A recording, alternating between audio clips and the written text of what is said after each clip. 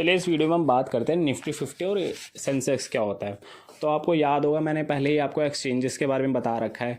तो ये जो निफ्टी 50 और जो सेंसेक्स है ना, ये एक्सचेंज के ही बनाए हुए होते हैं।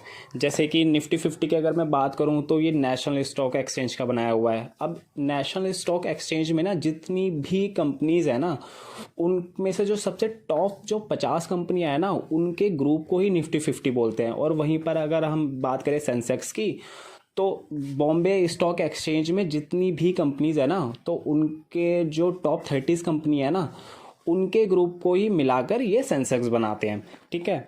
अब इन दोनों इंडेक्सेस में ना अलग अलग कंपनीज का मिक्सचर है। जैसे कि टाटा मोटर ले लो, वो ऑटो सेक्टर से रिलेट करती है ना। वैसे इन्फोसिस ले लो तो वो आईटी सेक्टर से रिलेट करती है। तो ये सब मिक्सअप है ये। लेकिन वहीं पर ना हमारे पास ना और भी अलग अलग सेक्टर वाइज भी इंडेक्सेस अवेलेबल होते हैं। जैसे कि आईटी सेक्टर का अपना एक अलग इंडेक्स होता है।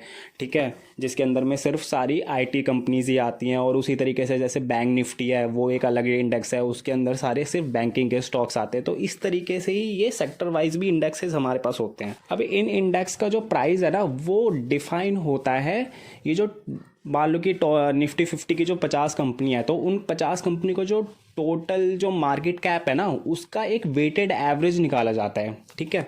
और उसके हिसाब से फिर उसका प्राइस डिफाइन होता है।